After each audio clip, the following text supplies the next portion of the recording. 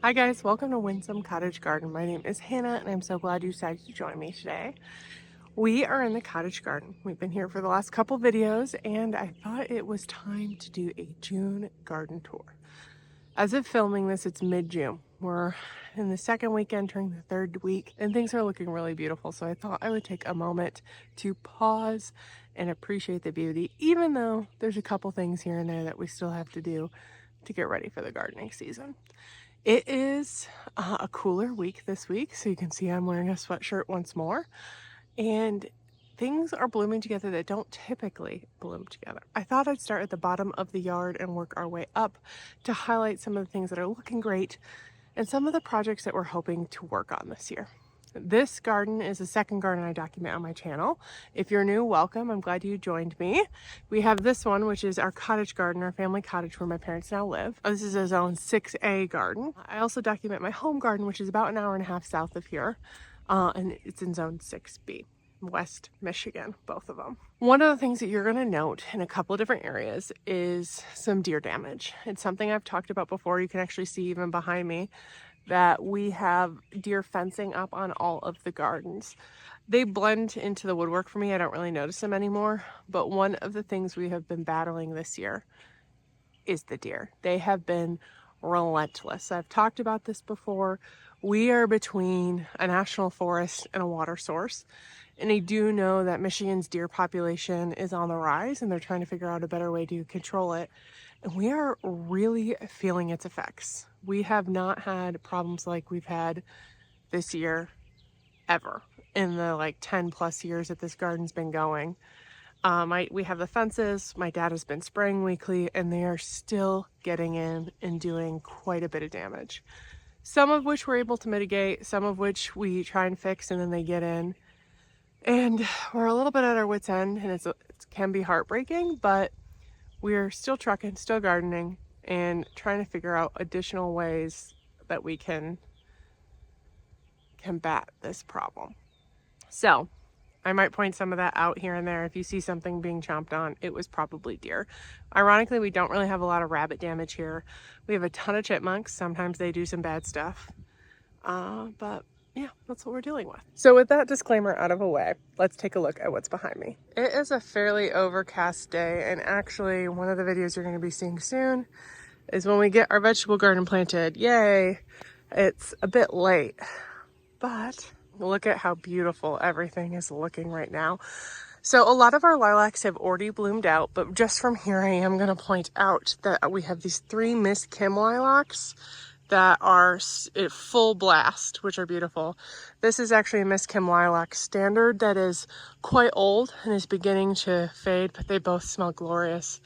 And I have a couple more lilacs blooming in a number of other places we'll point out along the way. But before we go look at that, I do want to take a brief moment without getting too close because I got some sprinkling going on to show you guys the Bridal Veil Spirea we moved last year. There is some dieback in it and they also have been nibbled, which is ironic because the deer aren't supposed to like them, but they are looking beautiful right now. And they're things that we anticipate will make a full recovery in the time to come. One thing I'm not going to go into great detail of, but you guys might remember one of the things we did at the tail end of the season last year was plant a number of plants in the ground with the intention of adding a small cutout bed right here. The 2 butterfly bushes made it through the winter. They look a little sad.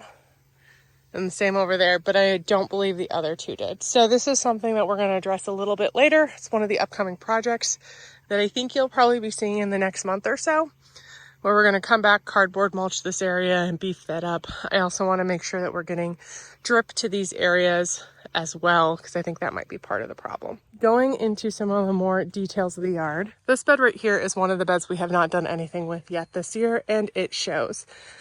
Now, we had a ton of dahlias in here last year, and I was curious to see if any of them would come back, and I think that has, because it was a fairly mild winter. Yeah, that's definitely a dahlia. Oh, and right there too. So a couple of them did come back. That is exciting. But you can also see there's a lot of weeds, including a number of nasty, nasty thistles. And one thing that's really interesting to me is we've had a couple things die out here. We had a huge patch of ajuga right there that was looking so good, and it is completely gone. I have no idea what happened to it. We've also had some things eaten in here. This is a little quick fire hydrangea. And interestingly, I think that's the only thing that shows signs of being eaten. I do know the deer did get in this bed because my dad said earlier this week, sometimes they can get in over the fences, which aren't huge. They're like 4-foot tall fences.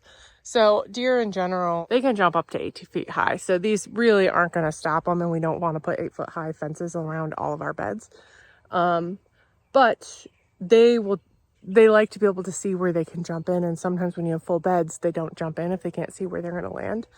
They did get in here, and then they had a hard time getting out, and they like busted through a fence, so it's really wonky in another area. But they didn't do a lot of eating, which is kind of strange, other than that hydrangea. And there's a veritable buffet in here, so that's kind of odd, to be frank.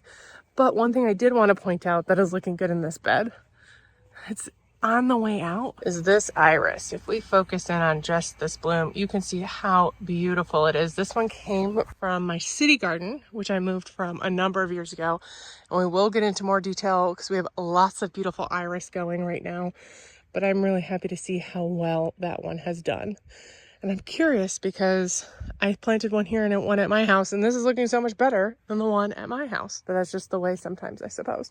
I am not going to spend much time in this bed. If you guys are familiar with our garden, we have 4 different island beds, and this is what we call the bamboo bed because this used to be bamboo, which we had actually, my dad has been cutting back, and I think there's still a couple shoots coming back here and there, but we think we've managed to kind of cut it back enough that it's dying. We're going to, unfortunately, later this fall, take it out with a chainsaw because it was damaging the rock wall. Do that and then revamp this whole bed, which includes a large holding area. And you can see that pretty Sengokaku Japanese maple is doing really well as too. We did plant that last year because that's where it's going to end up. But this bed right here is probably one you've actually already seen a video of it looking a little bit more buttoned up, as you might be able to tell. We're in the middle of that video. I have to come in and plant some dahlias in here from our tubers. But look at this. Now these 3 Miss Kim, and we have a video playlist about this that I might link below, all used to be in this area right here. We decided to move them because things get so big here. And then we have also done some rejuvenation pruning, and I'm really excited to see that they all have really good basal growth. Though as I am looking at that, I wonder if there's some plant other than Miss Kim there. Interesting. I'm seeing 2 distinct leaves. Let me show you. Usually these are closed more securely, but because we're working in this area, we just have it hooked and hooked here. Don't lose the tie. Come on, this is not easy to do one hand. Usually it's pretty easy peasy. Okay, but look at this. This is what I'm now wondering. This looks like a wild honeysuckle to me. This is definitely lilac, but I don't believe this is. But that is interesting. I'm going to have my dad look at this. I would say this is a different plant than that. And not all this basal growth is, I don't know. Would you guys say that's a different plant? There is a lot of really good basal growth, but this one is distinctly more than the rest. I'll have to dig into this further. But since I'm in here, I can show you another couple close-ups of some beautiful iris. Look at this one. He's pretty black. I think this is called Sharp Dressed Man or Black Magician. I don't remember exactly. I should know the name. Miss Kim lilacs, they're used a lot in commercial plantings because they don't get as overgrown as some lilacs. But man, And they have smaller panicles, which I love the full panicles. There is something special about them, and they smell so good that I think that they're worth having in a house. I might need to figure out where I can sneak one into mine, because they also bloom a little bit later than other lilacs, so it's nice to get it one more hit before the season is done. This iris right here is called Harvest of Memory, and one of the things I love about it is it's huge. And the standards are really pretty, but the falls have that light white center that I think is just so pretty. This is one that I want to get a little bit of. And then we have just a normal blue iris here that I don't know anything about because it's been here forever. We have it in a number of spots. So this bed is doing well. We didn't lose anything in this bed this winter. We do, however, have a couple of, these are Japanese iris, like a water iris, that are looking peaky. I can't really figure out why. No, there is one bloom coming out. That stand, I don't know if it's going to make it. But I'm thinking I have a couple things in a couple areas I'm going to stick here, because this is a very shady corner. I'm just going to show you this glance. You don't see this angle much. This is actually a bed filled with evening primrose, which you might not recognize because they've all been eaten back, which is really, really sad. And then we've got some mitigation efforts going on. But we'll take a look at the things that are looking really good over there in a moment. Before we do, let's pop over here. This is an area, this whole top bed is where the Bridalveil spirea used to be, and they were, again, didn't have quite enough space.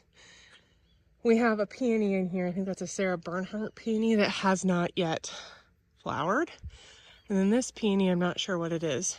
But we have this creeping geranium that is beautiful. I need to get a chunk for my yard. It's a crane's bill type, and it is abuzz with bees.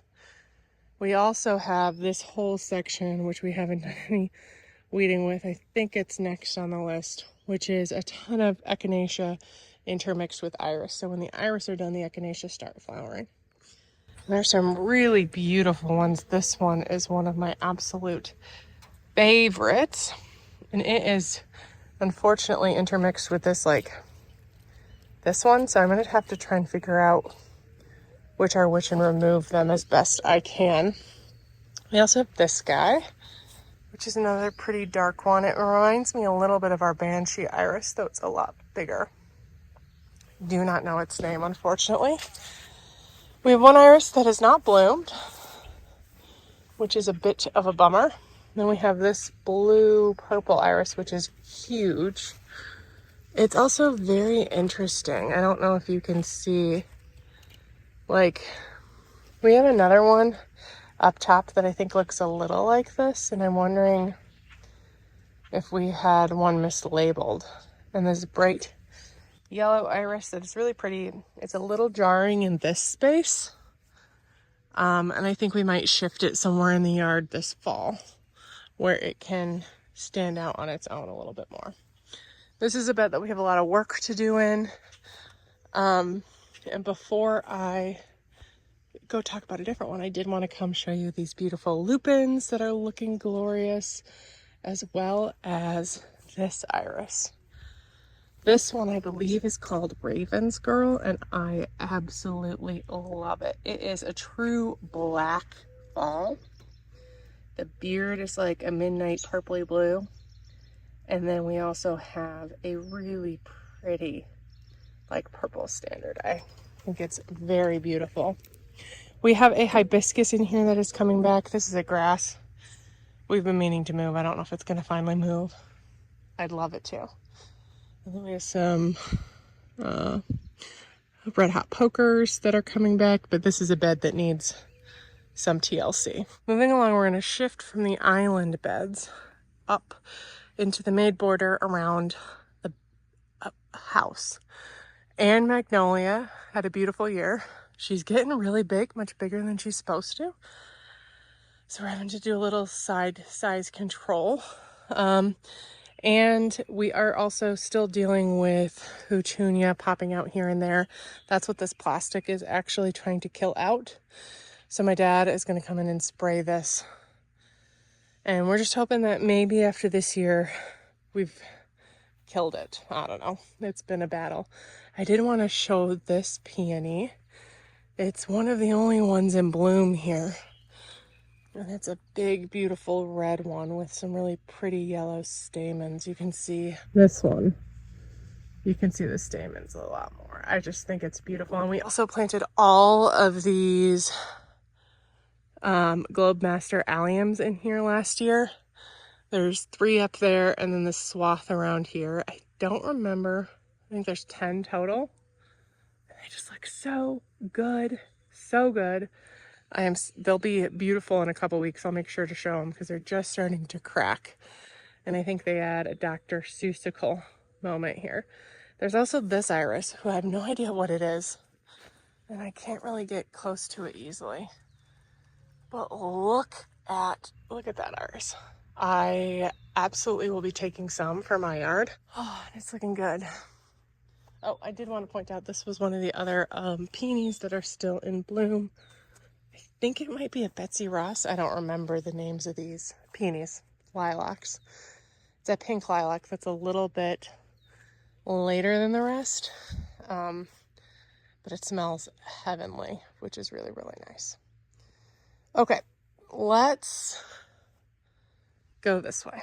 I think I've mentioned before that my parents have a construction project going on this summer where their basement is being finished.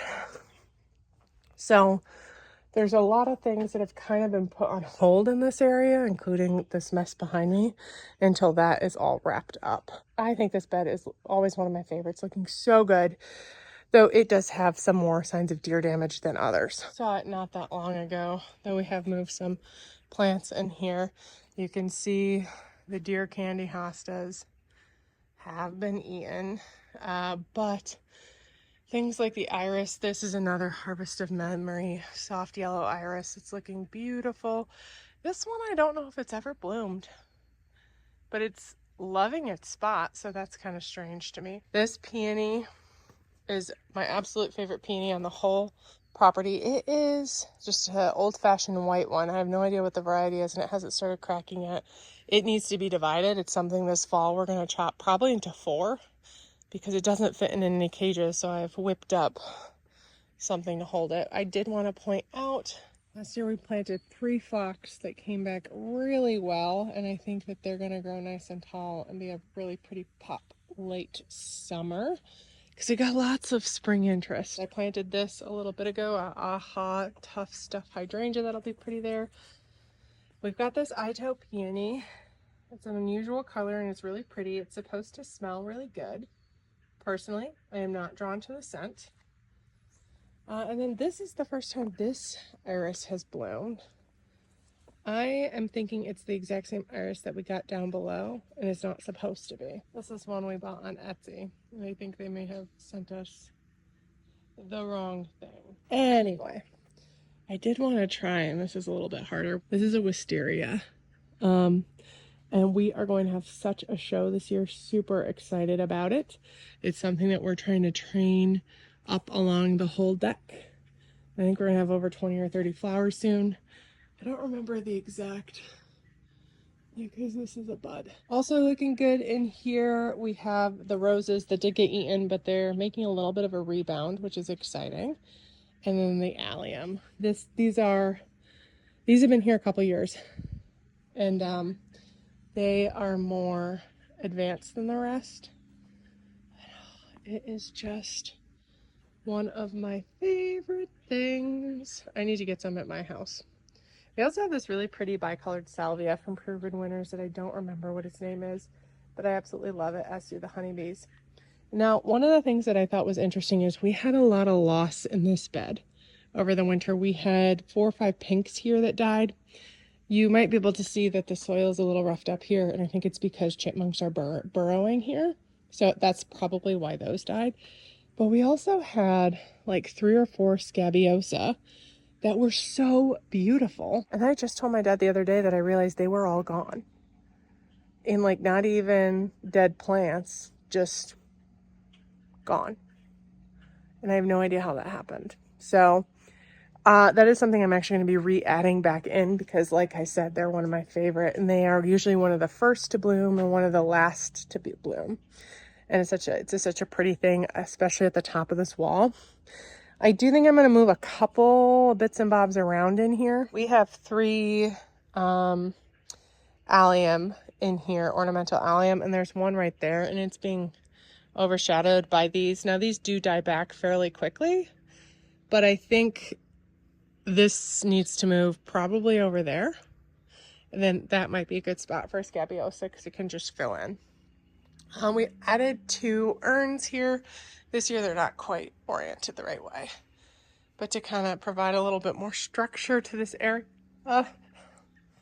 And over here, you can see we are dealing with a little bit of chloriosis, iron deficiency. So I need to get out and treat that. But usually this is a lot worse. And there's another one down there that typically gets it that I'm not seeing it in. So I'm going to treat those before I leave, and hopefully we've just been adding enough over the years that we're starting to combat the problem. I also think, and you can kind of see the Sengukaku Japanese maple down there, it is one that is more chartreusey, but I'm questioning whether it might need a little bit of iron too, so I'm going to probably treat that. But things are looking good. Oh bummer, there was another pink iris in here I wanted to show you, but the bloom must have died up overnight. But it's pretty. Our next peony to bloom will be this one, which is exciting. I am going to move. I have a plan for a couple things we're going to move to this area that we'll talk about in a moment. But this variegated Weigelia with the pink blooms did get eaten, which is why it's very much one-sided. Oh, but it's so pretty right now. So pretty. This is one of the areas that deer got in quite badly. It's interesting though, they ate these down to like nothing. I'm hoping they're gonna make us come back, but then they didn't touch our autumn frost. Not that I'm complaining, or this one. Weird. Oh, I think this is Ragged Jack Kale. LOL. I think we thought it was primrose, but that's definitely kale. Okay. Note to self, I did want to point out this sad looking plant right here is actually a wee be giddy hydrangea that we'd originally planted over there last year. And I think it probably had a lot of winter damage, and it was being smothered by some bluebells. So I popped it over here. I think it'll like this spot. We're not gonna get any blooms this year because unfortunately it does bloom on old wood, but it should be protected by this beautiful boxwood. So that's really how the backyard is looking. I am going to take you guys along our side yard to the front, which is a magical garden space, in part because we have this viburnum here that we call the crazy viburnum. And it is just looking so good this year. And also there's a pink lilac in bloom. And that is, I wish you could smell what I smell. We smell it throughout the whole house when it's open, which it is right now. Oh, it just smells so good. We're thinking about moving this lilac, but I told my mom maybe we need to leave it because it's perfuming the entire space. This is our crazy viburnum.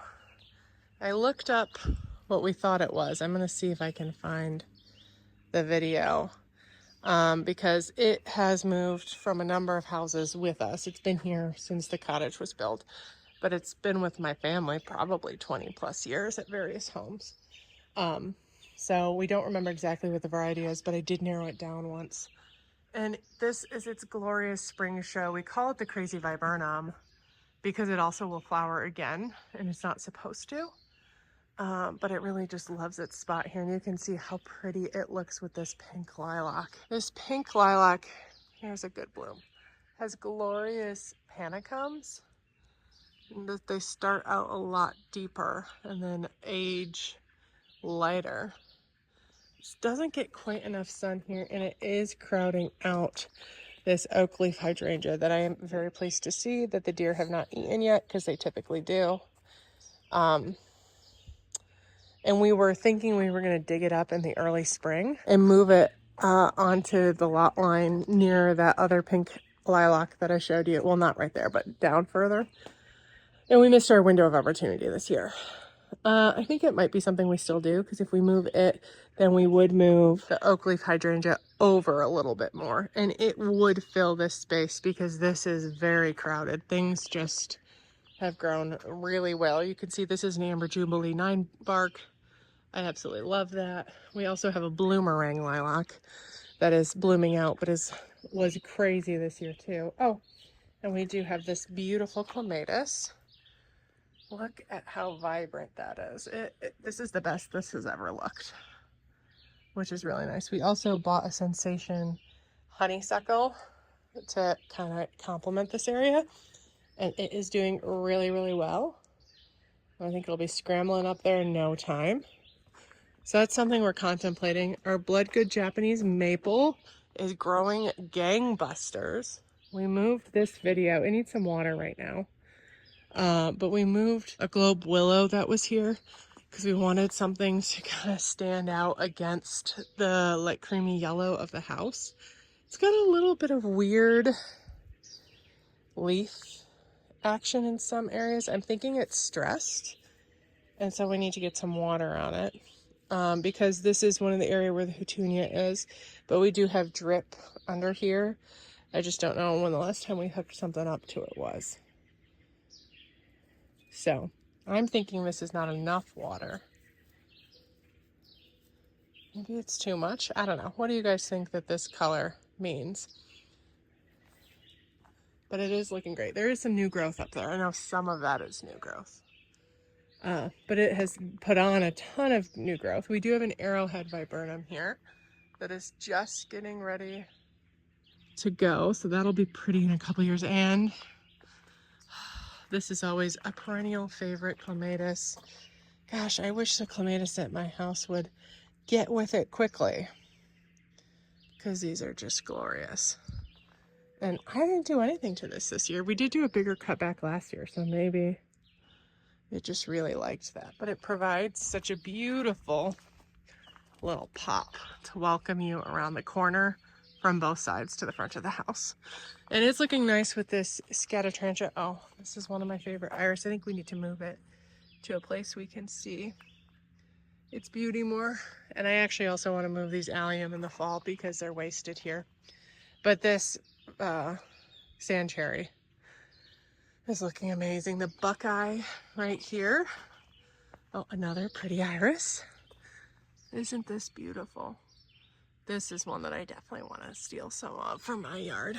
But this buckeye, we kind of pruned it up into like a mini tree shape, and I'm liking it. It's near the Sonic Bloom Wigelia, which again, a beautiful flower this year. And that brings us up to the front bed, which is looking very full and lush. This is the top of the steps leading from the driveway around, and like I said, I love how that clematis just invites you to go explore that like secret garden path. Oh, one of my favorite parts of the whole cottage garden. We've got ferns going bananas this year. We did do a cleanup late winter, early spring. We have to come back in and actually get the leaves out of here. Forget-me-nots are just going out of bloom, but things are putting on size, and this just looks so lush here. I love also, these are Red Rover heucherellas, and they have never looked this good. I like the little color differentiation they bring here, and the different hostas that usually get eaten that haven't yet. I think it's probably too full. We also have a lot more flowers this year. I did a harsh prune last year, and I think it worked. My mom was very upset, but I think we're gonna have more flowers this year on this beautiful, this is a quickfire hydrangea standard. It doesn't get a lot of sun because this river birch shades it. They're so pretty. So pretty. We also planted a couple years ago some English bluebells. This is the first year they flowered. I think they get a little too much water in this area because they're very floppy.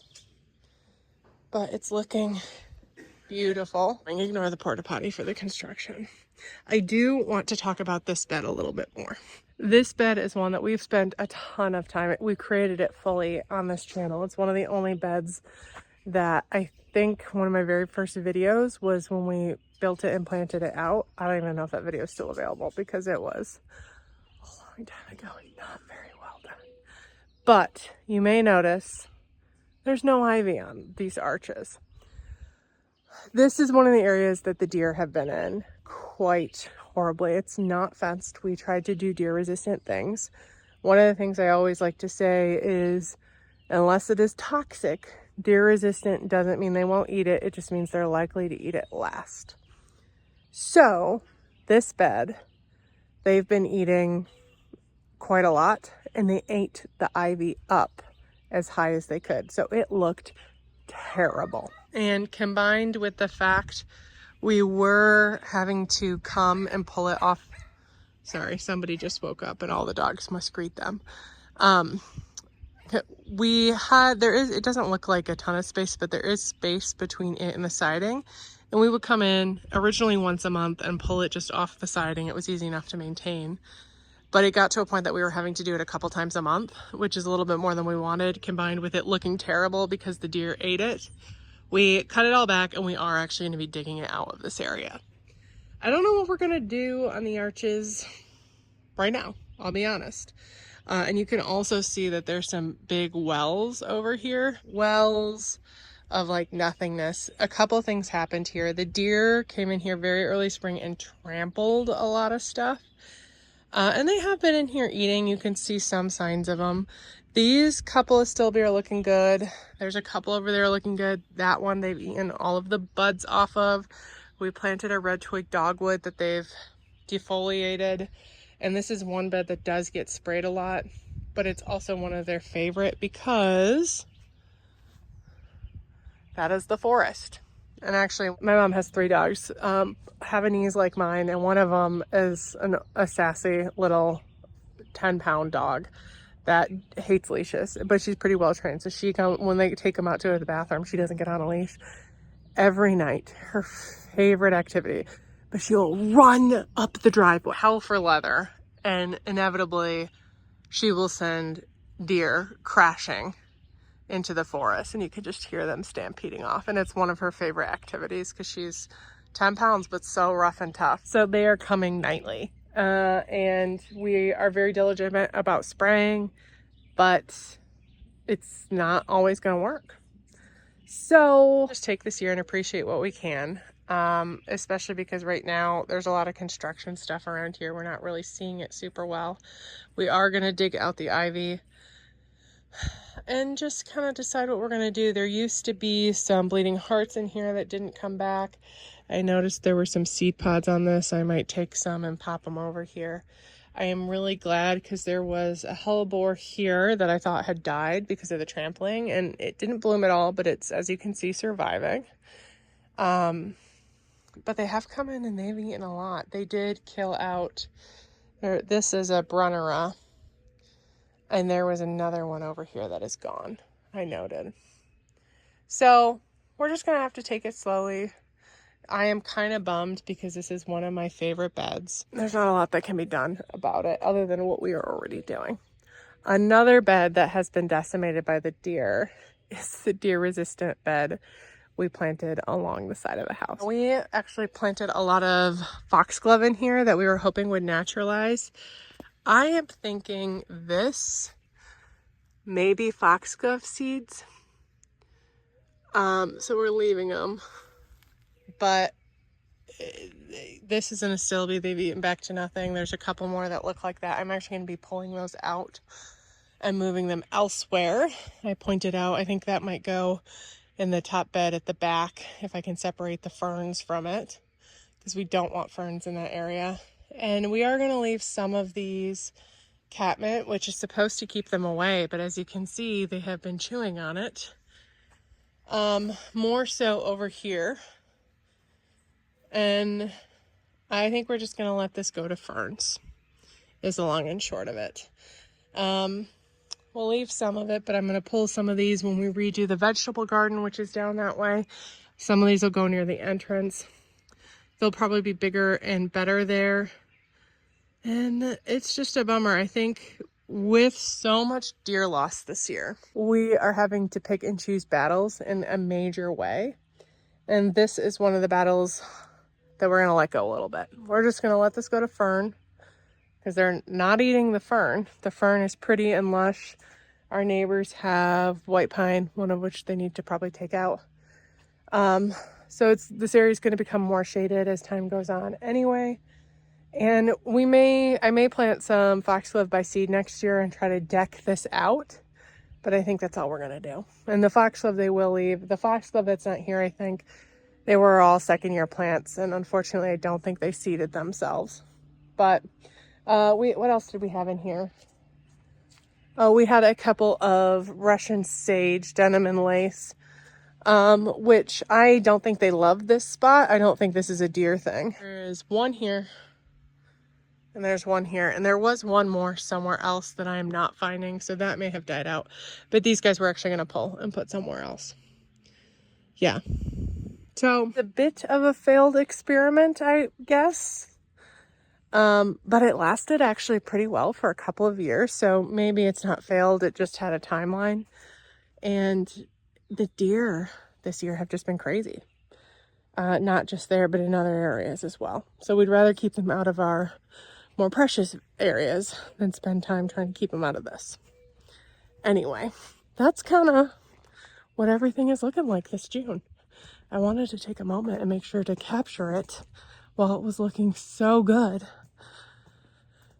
And I think we'll be back in a couple weeks and doing some more work. And I'm hoping that the peonies are more in bloom then, and the allium, so that we can share that moment as well. Some of our wins, some of our losses, some of our upcoming project areas that we are going to be spending time in over the next couple of months.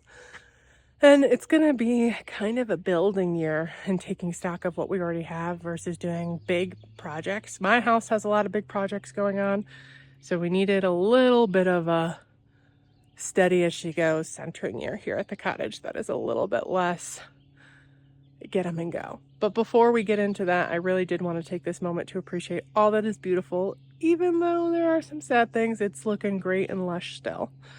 And see what's going on in your gardens. I don't know, has anyone else experienced this deer pressure a little bit higher this year? And what are you guys doing to combat it? We'd love to hear more about that.